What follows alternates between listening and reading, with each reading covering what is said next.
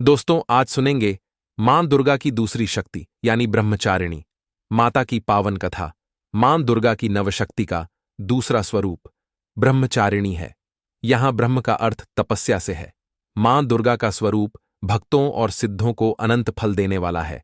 इनकी उपासना करने से तप, त्याग, वैराग्य, सदाचार और संयम की वृद्धि होती है।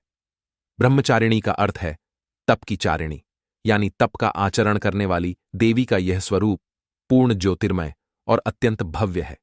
इन देवी ने दाएं हाथ में जप की माला ले रखी है और बाएं हाथ में कमंडल धारण कर रखा है।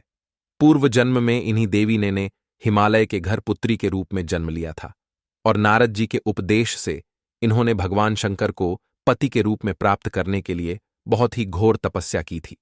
इसी कठोर तपस्या के कारण इन्हें तपचारिणी यानी ब्रह्मचारिणी नाम से भी जाना जाता है। 1000 वर्ष तक इन्होंने केवल फल फूल ही खाए और शाक पर निर्वाह किया और बहुत से कठिन उपवास रखे।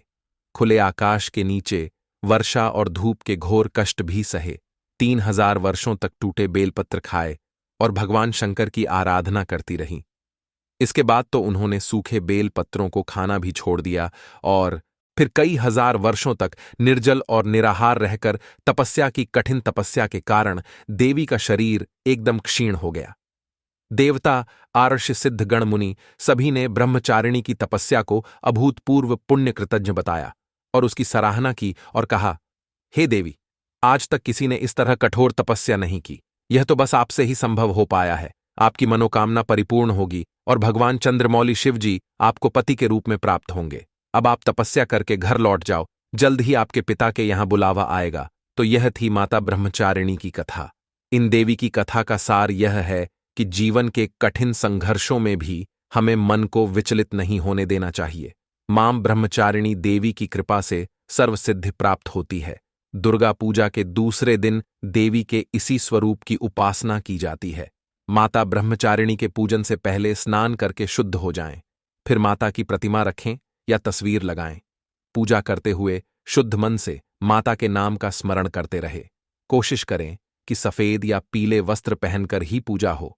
मां को प्रसाद में पंचामृत जरूर चढ़ाएं, रोली अक्षत चढ़ाएं, अरहल या कमल का फूल भी अर्पित करें।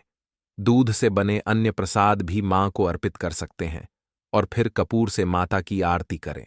मान्यता है कि ब्रह्मचारिणी माता के पूजन से कठिन तप तो पूरे होते ही हैं, साथ में अध्ययन करने में भी रुचि बढ़ती है, साथ ही स्मरण शक्ति का भी विकास होता है। जीवन की अज्ञानता मिटती है और ज्ञान का प्रकाश फैलता है। तो यह थी माता ब्रह्मचारिणी की कथा थी।